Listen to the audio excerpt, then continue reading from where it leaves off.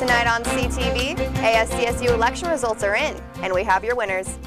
An animal adoption agency has a new location and an optimistic view of the future. CSU graduates study cannabis with some results you may find interesting. All that and more from the people you know, starting now on CTV. Hello and welcome to CTV News. I'm Amelia Castaneda. And I'm Sunday Miller. Here's what's happening in the news near you.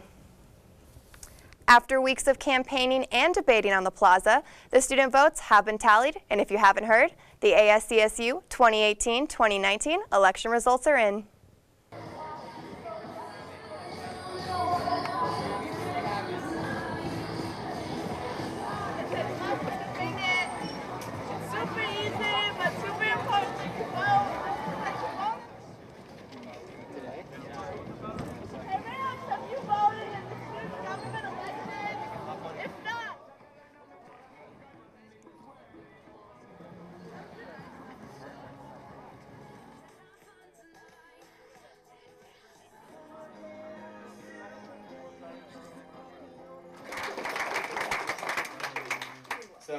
Last night, the winners of the ASCSU elections were announced in the LSC, with the Siren Sullivan campaign winning the presidential vote, and Ben Amundsen winning Speaker of the Senate.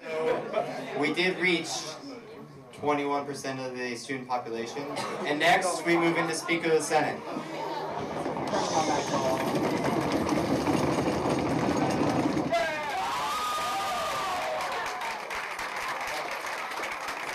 And finally, President, Vice President.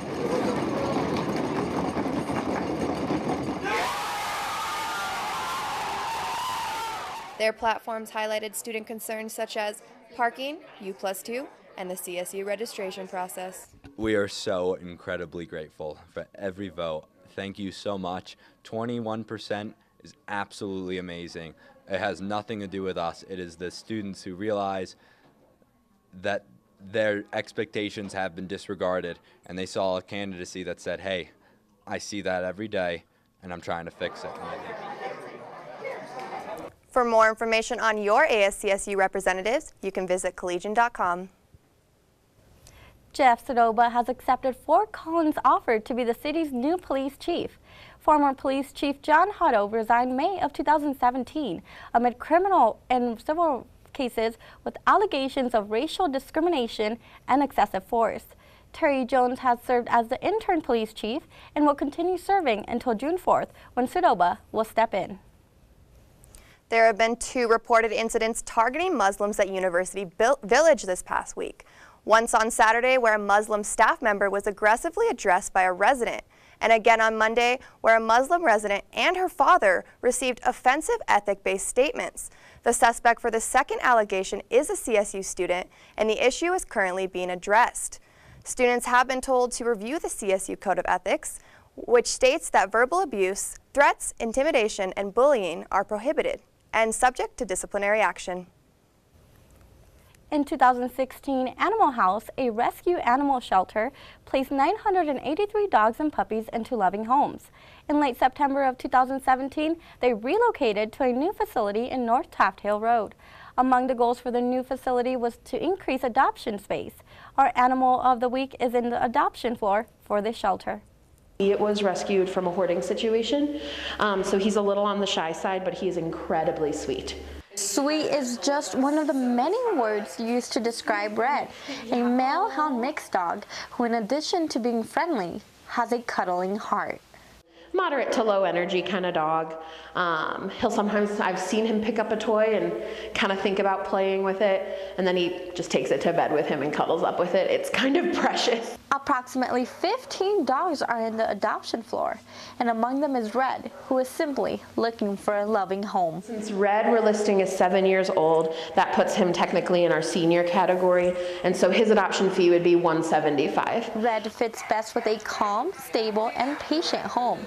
He does like to explore, but needs some time to gain his bravery. From almost everyone who will give it to him, and I think he'll learn to find a little bit of bravery in no time. All Red needs now is a forever home. If you or anyone you know is interested in adopting Red or any animal, or simply looking for volunteer opportunities, you can visit animalhousehelp.org. Senator John Kafalas and Representatives Joanne Ginol and Jenny Arndt will host their monthly town hall meeting this Saturday at 3:30 in the afternoon at the Old Town Library. They will be discussing legislation and going over the priorities of the community. For more information on this event, you can visit johnkafalas.org/calendar. Have you ever wondered what happens behind the scenes of a cannabis dispensary? A recent study led by CSU graduate students found some noteworthy results. A recent study came out titled "Colorado Cannabis Workers Are Happy But Need Better Safety Training." We interviewed employees from Vert's Neighborhood Dispensary. Cannabis is my passion. I'm a huge activist for cannabis. I'm a firm believer that it is going to save our planet, honestly. It is not only a medicine, it's a crop. And being able to work with something that has that much influence and potential is something that I hope to drive onto my career for the rest of my life. The population of the survey was cannabis workers that work directly with the cannabis plant. A survey within the study found that although workers do feel secure in their job and value their safety, they received little to no worker safety training since being hired. Typically we have a really good clientele, but there are that like 5 to 10% of people who almost feel maybe a sort of, I don't know how to put this, still getting used to the legality of things, so some people are still kind of used to it being like their homie's living room. The study was led by Colorado State University psychology graduate student Kevin Walters. Working at some of the dispensaries, there have been instances where people have tried to break in or, customer HIFs in general. Keegan recognizes that his job may have risks that others don't.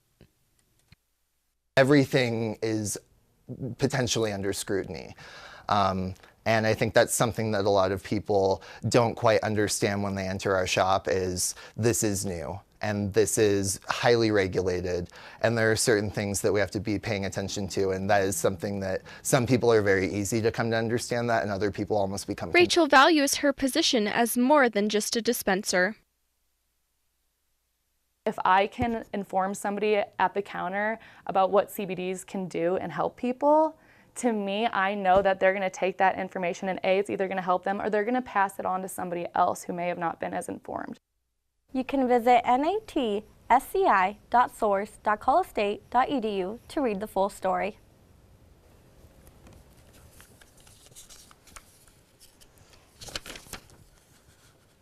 Students at CSU received an email from the school's public safety team that Joshua Jackson, a student and former student media volunteer, has recently been excluded from campus due to threatening behavior and threats of violence. He is described as 6'1", 160 pounds, with black hair and brown eyes. If students see Jackson on campus, they are urged to call 911.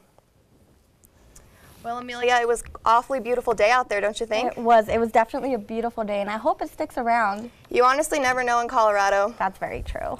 Well, that's all we have for news. Stay tuned for weather, sports, and entertainment right after this.